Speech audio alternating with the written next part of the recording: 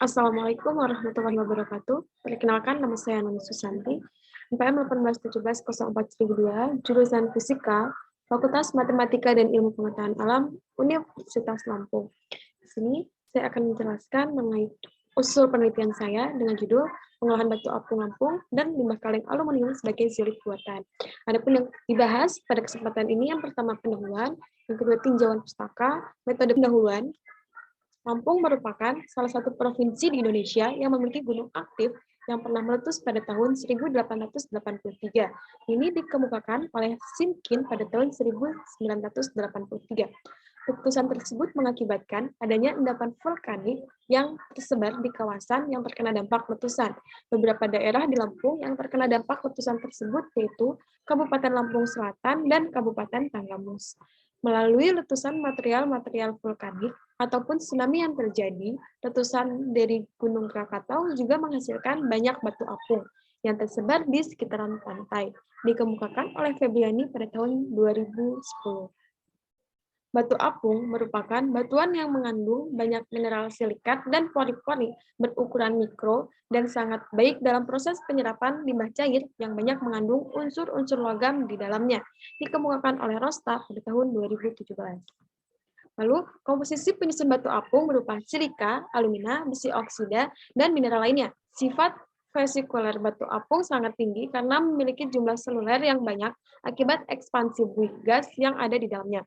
Ruang pori dalam batu apung dibatasi oleh dinding tipis sehingga berat jenis batuan ini sangat kecil, yang menyebabkannya mampu mengapung di atas air.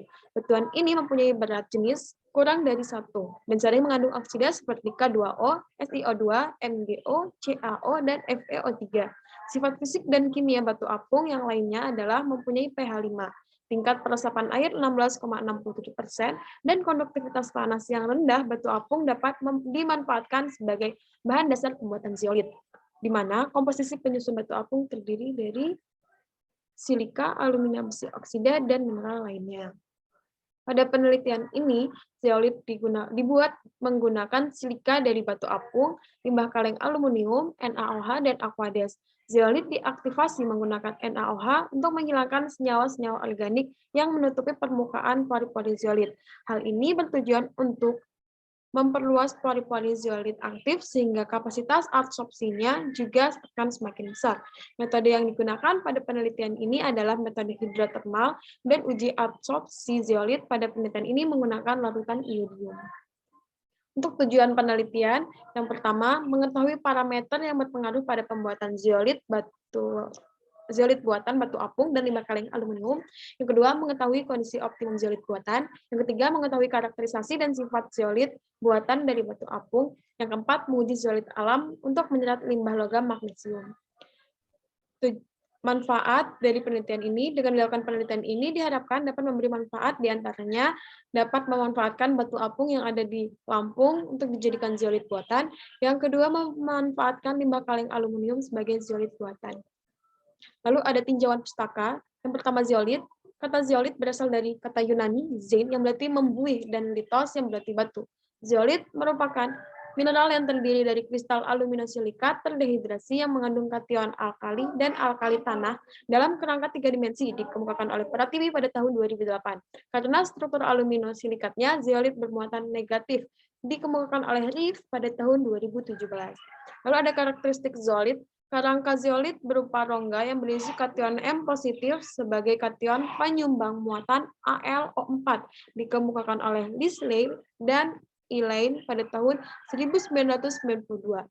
Beberapa spesimen zeolit berwarna putih kebiruan, kemerahan, coklat, dan lain-lain karena hadirnya oksida besi atau logam lainnya. Lalu, batu apung, sifat kimia dan sifat fisika batu apung antara lain mengandung oksida SiO2 60,56%, Al2O3 17,59%, Fe2O3 4,08%, NaO, K2O, MgO 2,57%, CaO 2,86%, TiO2, SO3, dan Cl hilang pijar sebanyak 6%, pH 5, bobot isi ruang 480 sampai 960 kg per cm kubik, resapan air 16,67%, berat jenis 0,8 gram per cm kubik, hantaran suara rendah, rasio kuat tekanan terhadap beban tinggi, konduktivitas panas rendah, dan ketahanan terhadap api sangat sampai dengan 6 jam. Untuk karakterisasi, dilakukan karakterisasi SEM, XRD, XRF, ICP, dan UV-VIS. Untuk metode penelitian ini dilaksanakan dari tanggal 1 April sampai 1 Juli 2022. Penelitian ini dilaksanakan di Laboratorium Hidroelektrometalurgi dan Laboratorium Analisis Kimia Badan Riset dan Inovasi Nasional BRIN Tanjung Bintang, Lampung Selatan. Alat yang digunakan pada penelitian ini adalah neraca digital, gelas beker, gelas ukur, labu ukur, botol sampel, pipet, corong, plastik zipper, plastik wrap, gunting, XRD, XRF, SEM, ICP, dan UV-VIS. Bahan yang digunakan pada penelitian ini adalah batu apung, limbah kaleng aluminium, NaOH, dan Aquades. Lalu di sini ada disajikan diagram alir dari natrium silikat. Yang pertama kita lakukan adalah persiapan alat dan bahan, lalu selanjutnya preparasi sampel di mana kita mencuci batu apung yang telah kita dapatkan, mencuci, lalu menjemur, kemudian dihaluskan batu apung tadi yang sudah dicuci dan sudah dijemur, dihaluskan menggunakan ball mill, lalu setelah halus, kita melarutkan NaOH menggunakan Aquades. Setelah NaOH dan Aquades terlarut, maka kita masukkan batu apung sedikit demi sedikit, lalu saring dan diamkan selama 12 jam. Setelah terbentuk, maka kita lakukan karakterisasi XRF. Selanjutnya, ada diagram alir natrium aluminat. Untuk natrium aluminat, yang pertama, persiapkan alat dan bahan. Lalu kedua, potong plat aluminium, cuci dan timbang aluminium, cuci dari kotoran-kotoran, lalu ditimbang dari aluminium, lalu larutkan NaOH menggunakan Aquades, dilarutkan kembali NaOH dan Aquades, kemudian masukkan aluminium sedikit demi sedikit. Setelah larutan NaOH terlarut, maka kita masukkan aluminium sedikit demi sedikit, kemudian setelah itu disaring, keringkan, dan haluskan. Setelah mendapatkan hasil, kita karakterisasi XRF juga. Kemudian diagram alir proses hidrotermal. Proses hidrotermal yaitu proses pencampuran antara natrium silikat dan natrium aluminat. Yang pertama, natrium silikat dan natrium aluminat dicampur dengan rasio seperti pada tabel di samping. Di sini kita melakukan 9 sampel. Lalu yang kedua, aduk selama 24 jam menggunakan stirrer, lalu saring dan panaskan. Kemudian zeolit dicuci dengan Aquades dan dikeringkan, kemudian karakterisasi sampel.